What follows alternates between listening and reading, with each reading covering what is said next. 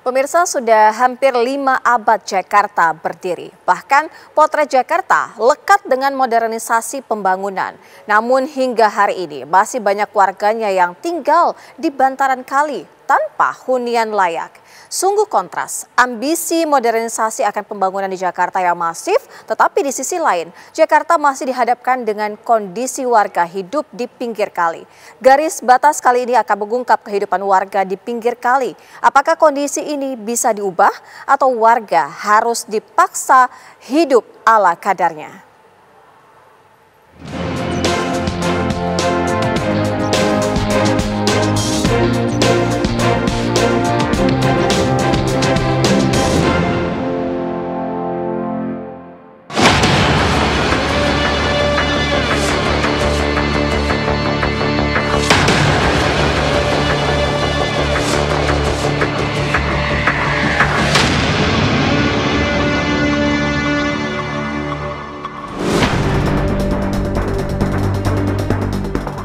Sudah 498 tahun Jakarta berdiri, tapi nyatanya banyak warga Jakarta belum berdiri di atas kehidupan yang layak. Di bantaran kali, di tengah kota megapolitan, masih ada warga Jakarta yang hidup di pinggiran kali, berdampingan dengan resiko banjir dan buruknya sanitasi. Bagi mereka, bantaran kali adalah rumah sekaligus satu-satunya pilihan.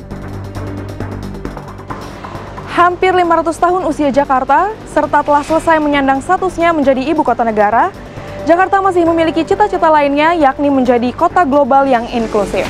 Namun masih ada beberapa tantangan, salah satunya adalah masih banyaknya masyarakat yang tinggal di sekitaran kali. Akankah tantangan ini akan menghalangi cita-cita Jakarta untuk menjadi kota global yang inklusif?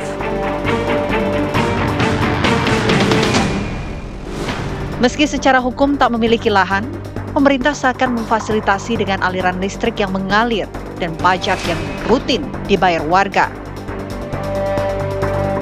Banyak juga wilayah-wilayah di kali-kali yang misalnya kita cek ada tata ruang, secara tata ruang pasti kan ada peraturannya nih. Zona-zona yang di pinggir-pinggir sungai itu kan misalnya 5 meter atau sekian meter itu memang harusnya tidak ada bangunan. Tapi tidak mengganggu, nah itu saat ini belum ada menjadi prioritas dari pemerintah, meskipun secara tata ruang itu memang tidak diperbolehkan. Yang pasti kami berharap tidak lagi tumbuh. Nah, tidak lagi tumbuh paling pertama. Aparat yang ada di pemerintah menjaga betul wilayah yang ada di Pemprov Jakarta, tata ruang yang ada dijaga betul. Karena rumah-rumah yang ada saat ini, yang dulu-dulu itu yang sampai saat ini ada, itu kan karena ada pembiaran gitu. Beban perumahan di Jakarta masih berat. Pemerintah dihantui backlog, yakni kesenjangan antara kebutuhan dan ketersediaan hunian yang layak. Telia tinggal di sini udah berapa lama sih? Dari lahir. Udah berapa lama tuh? 24 tahun. Udah 24 tahun di sini. Alasannya kenapa bisa betah di sini, tinggal di sini karena apa, Teh? Karena enak aja, nyaman di sini. Nyari uangnya gampang di sini. Oh, nyari uangnya gampang. Terus Teh, kalau misalnya pemerintah mau mindahin rumah Teteh nggak di pinggiran kali lagi, Teteh gimana nih? Setuju atau enggak? Mau atau enggak? Enggak, udah betah di sini. Udah betah di sini. Tapi kalau misalkan pun harus nggak mau tuh? Enggak. Enggak ya, dengan kalaupun dikasih rumah ganti itu juga nggak mau Teteh. Kalau gratis nggak apa-apa. Oh, kalau gratis?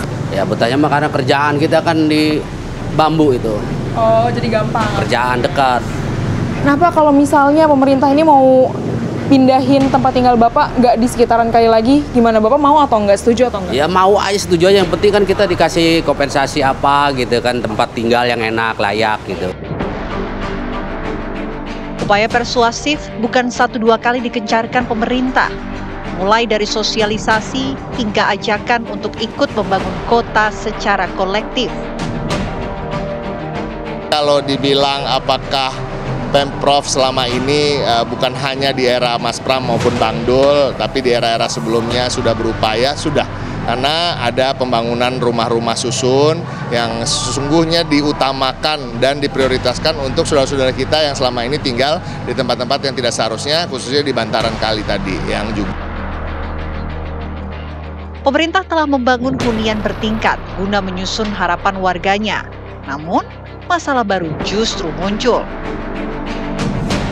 Masalahannya memang adalah gaya hidup masyarakat kita yang masih tidak belum nyaman untuk tinggal di hunian-hunian vertikal. Tapi ini ke depan memang harus dilakukan dan harus berangkat dari masyarakat itu sendiri. Harapan kami dari rusun-rusun yang sudah kami bangun, khususnya ada beberapa yang sudah di-launching, salah satunya Rusun Jagakarsa misalnya, yang memang dikhususkan, diutamakan untuk saudara-saudara kita di pinggiran kali di daerah tersebut.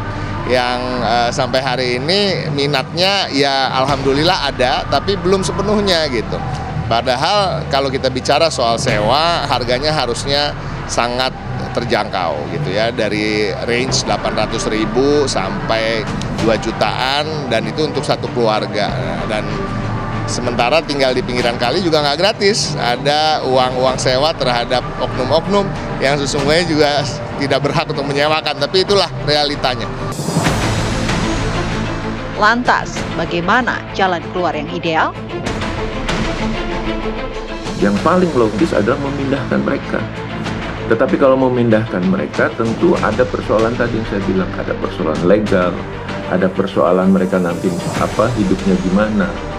Itu kan yang harus dipikirkan oleh pemerintah juga, karena dibiarkan oleh pemerintah juga. Ya, jadi nggak bisa gara-gara pembiaran dulu terus yang ini hantam kromo aja. Jadi ajaklah masyarakat di situ untuk berperan juga merawat sungai itu. Nah, kita kasih mereka tanggung jawab. Nah, hak mereka pun harus dibatasi gitu ya. Dibatasi, nggak bisa semaunya gitu. Namun, ini bukan kebijakan yang bisa dieksekusi sekejap. Pemerintah harus benahi data 13 sungai di Jakarta hingga mencari cara agar generasi berikutnya tak lagi tinggal di bantaran sungai. Nah, jadi nggak bisa sekali intervensi beres, karena menurut saya ini mereka udah puluhan tahun di sana, dan ini masalah legalitas. Nah, yang berikutnya juga ketiga, kalau memang sudah legal, verified, maka kita harus bikin konsep yang disebut water sensitive city itu. Jadi bagaimana mereka tinggal harmoni dengan sungainya. Nah, pada beberapa segmen sungai mungkin bisa dilakukan, ya, terutama pada desa-desa yang memang sudah lama di sana. Tapi ingat ya, elevasi pasang dan elevasi surut itu harus diukur betul-betul, sehingga masyarakat di sana memang bisa nyaman tinggal di sana. Jakarta mungkin makin tua, tapi tantangan dasarnya tetap sama, menyediakan ruang hidup yang layak untuk semua. Di kota sebesar ini, tak seorang pun seharusnya tinggal di pinggir kali. Pembangunan tak bisa hanya mengukur tinggi gedung atau lebar jalan, tapi sejauh mana kota ini mampu merangkul warganya hingga yang paling pinggir sekalipun.